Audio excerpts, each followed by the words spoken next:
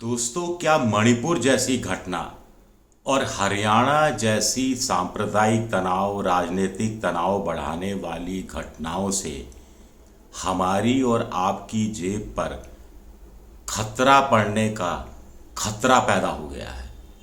क्या इससे हमारे और आपके बच्चों की सेहत और शिक्षा को लेकर भी एक तरह का आर्थिक खतरा पैदा हो गया है? नमस्कार, मैं हूं आपका दोस्त विजय विद्रोही। आप मुझसे जुड़ चुके हैं, इसके लिए आप सबका तहे दिल से शुक्रिया।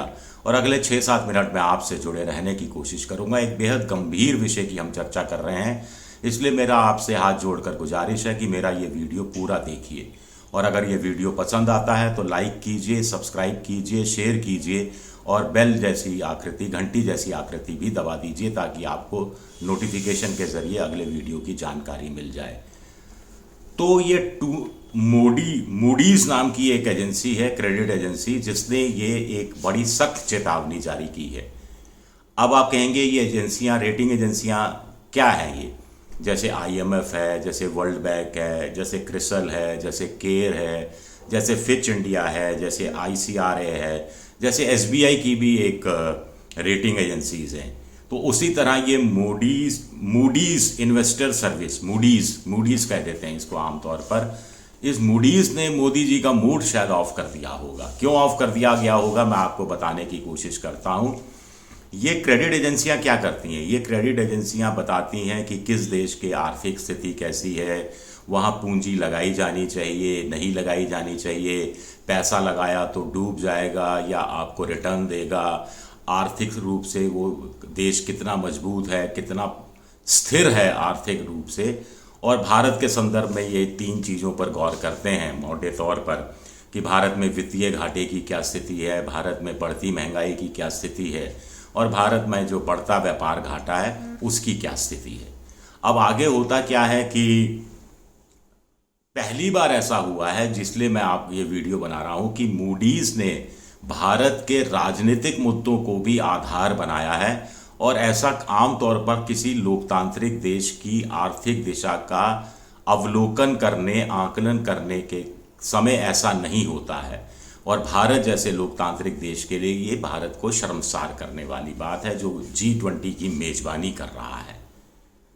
अब सार क्या है? सार ये है मूडीज का कि मणिपुर में जिस तरह की जातीय हिंसा हुई, हरियाणा में जो हो रहा है सांप्रदायिक राष्ट्रीय राजनीतिक तनाव हो रहा है, कि जो स्थिति है उससे भारत की रेटिंग पर विपरीत असर पड़ सकता है। भारत की रेटिंग पर विपरीत असर पड़ सकता है।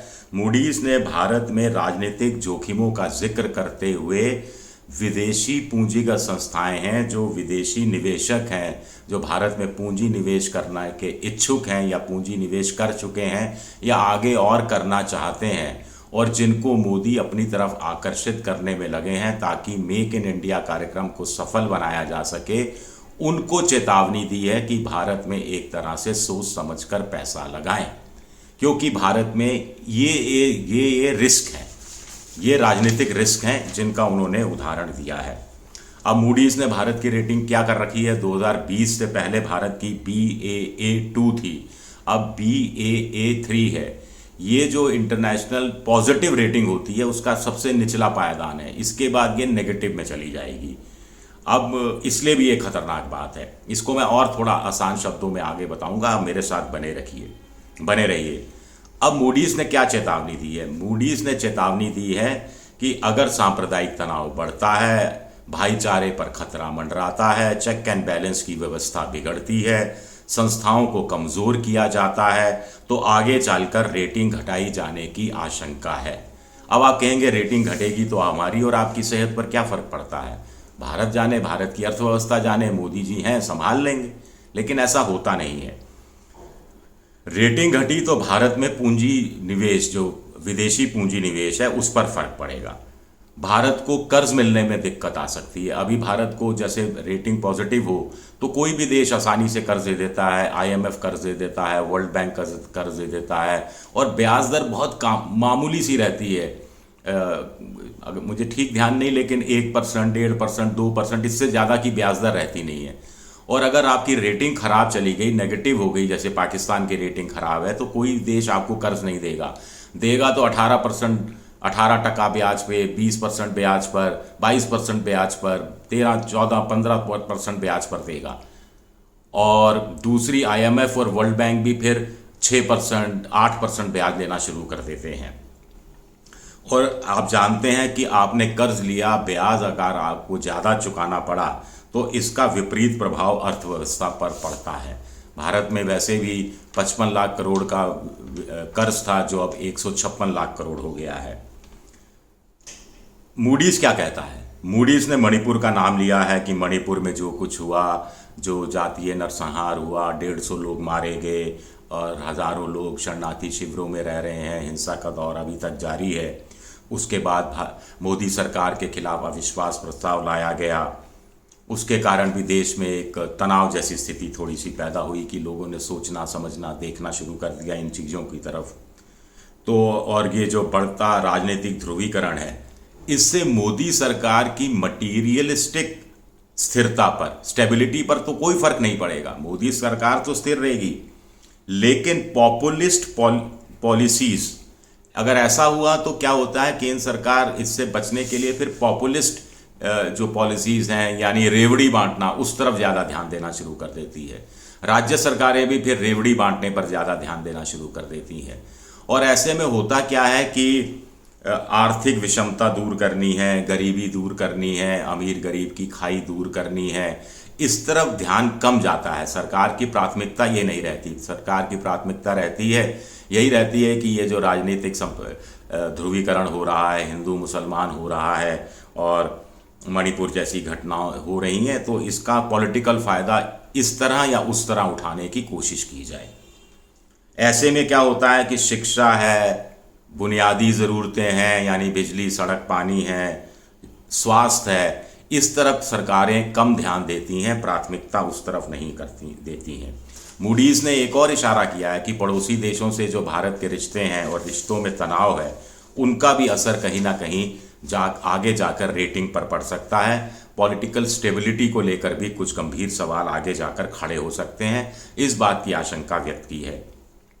मूडीज़ ने कहा है कि राजनीतिक असहमति को सीमित किया जाता है। राजनीतिक असहमति को सीमित किया जाता है, उसकी हदबंदी होती है, उसको बढ़ावा नहीं मिलता असहमति को। सिविल सोसाइटी के अधिकार अगर कमज़ोर किए जाते हैं और सांप्रदायिक तनाव में बढ़ोतरी होती है, संस्थाओं की गुणवत्ता में कमी आती है, तो इससे कि भारत की अर्थव्यवस्था पर प्रतिकूल असर पड़ेगा। कर्ज का बोझ और ज़्यादा बोझ के रूप में सामने आएगा। इससे वित्तीय मजबूती कमज़ोर होगी और इससे रेटिंग डाउनग्रेड हो सकती है। रेटिंग डाउनग्रेड हुई तो उसके क्या खतरे हैं, मैं आपको बता चुका हूँ। इसी तरह वित्तीय क्षेत्र की सेहत कमज़ोर होने पर उसमें सुधार लाने की कोशिशें उतनी त्वरित नहीं रहेंगी। इससे भी रेटिंग गिरने पर दबाव पड़ेगा।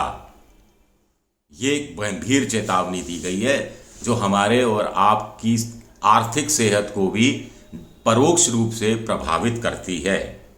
लेकिन सब कुछ खराब नहीं है, इसमें तारीफ भी की गई है। इसमें कहा गया है कि मोदी सरकार ने अंतर्राष्ट्रीय मापदंडों के रूप भारत की अर्थव्यवस्था को आगे बढ़ाने का काम किया है। ग्रुप 20 देशों के बीच भारत की आर्थिक सेहत तेजी से सुधरी है, वित्तीय घाटा काबू में है, इंफ्रास्ट्रक्चर पर जोर दिया गया है, डिजिटल इकोनॉमी वाली जो इंफ्रास्ट्रक्चर है उस पर जोर दिया जा रहा है, जीडीपी आगे बढ़ेगी तो वित्तीय अनुशासन को कायम रखने में और ज़्यादा मदद मिलेगी और कर्ज की स्थितियों में भी सुधार आएगा। ये एक पॉजिटिव बातें भी कही गई हैं, लेकिन जो नेगेटिव बातें की गई हैं उस तरफ शायद ध्यान दिया जाना मोदी सरकार के लिए बेहद ज़रूरी हो जाता है। तो क्रेडिट रेटिंग भारत की नहीं गिरेगी, एक तरह से मोदी जी की भी रेटिंग गिरेगी। इस बात का भी ध्यान रखना ज़रूरी है, खासतौर से लोकसभा चुनाव के लिए जब मोदी जी कोई भी कोर कसर नहीं छोड़ रहे हैं। ऐसे में मूडीज़ की ये सख्त चेतावनी कहीं ना कहीं बहुत भारी खतरों की तरफ, आंतरिक खतरों की तरफ इशारा करती है। शुक्रिया, मेरा ये वीडियो देखने के लिए बहुत बहुत शुक्रिया। ट्विटर पर मैं विद्रोही 7 के नाम से हूँ, विजय विद्रोही 7। इंस्टाग्राम पर हूँ और फेसबुक पर मेरा पेज है विजय विद्रोही पेज। शुक्रिया, बहुत बहुत शुक्रिया।